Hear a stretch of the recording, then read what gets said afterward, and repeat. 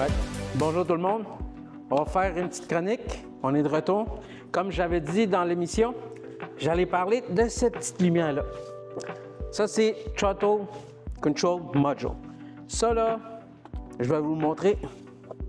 C'est cette petite pièce-là ici. Pour les anciens, ça, c'était un genre de carburateur. Il était placé comme ça. Puis, les injecteurs étaient en haut. Mais là, on a séparé ça. On a l'injection directe. Puis ça, c'est juste l'entrée d'air.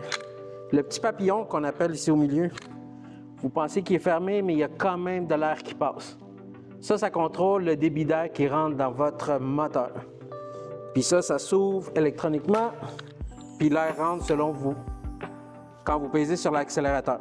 Là, quand la petite lumière allume, la plupart du temps, c'est que ça va être encrassé.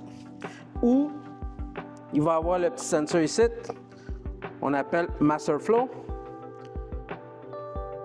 Cette petite pièce bien sensible, elle a un petit sensor qui calcule l'entrée d'air et elle va être placée ici où il y a le filtre air. La plupart du temps, toujours là.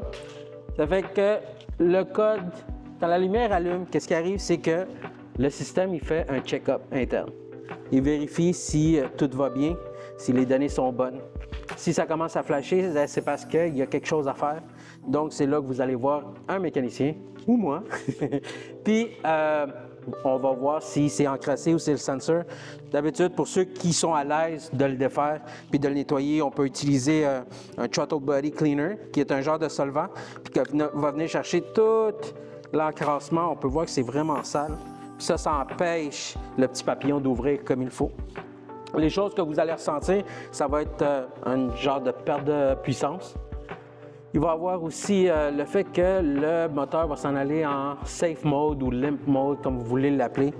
Puis vous allez voir que vous pesez sur l'accélérateur, puis vous ne pouvez pas dépasser une certaine vitesse. Puis ça, la lumière va se mettre à flasher. Là, ça va être OK, on a besoin de faire quelque chose. Vous pouvez toujours éteindre le moteur et le redémarrer. Ça va faire un reset, mais ce n'est pas permanent. Ça va vous permettre d'avoir un petit peu plus de puissance pour vous rendre à destination, mais c'est très important d'aller voir quelqu'un. Ensuite, il va y avoir aussi le fait que l'économie d'essence ne va pas être au rendez-vous. Ensuite, ça, c'est sûr que ce genre de lumière, comme je disais dans le show, on voit ça dans les véhicules américains, le Jeep, Chrysler, ainsi de suite. Il y a aussi, si on remplace ou si on nettoie le throttle body, c'est très important de faire minimum idle. Ça, c'est un genre de reset qu'on appelle. Il y a plusieurs procédures, plusieurs méthodes de le faire. C'est sûr qu'en ligne, vous pouvez trouver le bon méthode pour le faire sur votre véhicule. Celui qui est le plus courant, c'est vraiment, par exemple, le Chrysler, de peser sur l'accélérateur à fond, tourner la clé une couple de fois, retirer la clé, enlever la pédale, démarrer le véhicule. Vous attendez 2 minutes avant de le démarrer, bien sûr, pour permettre un reset de se faire comme il faut. Et en le démarrant, vous allez atteindre la température du moteur comme il faut. Puis là, le système va faire son idle learn. Et si tout va bien,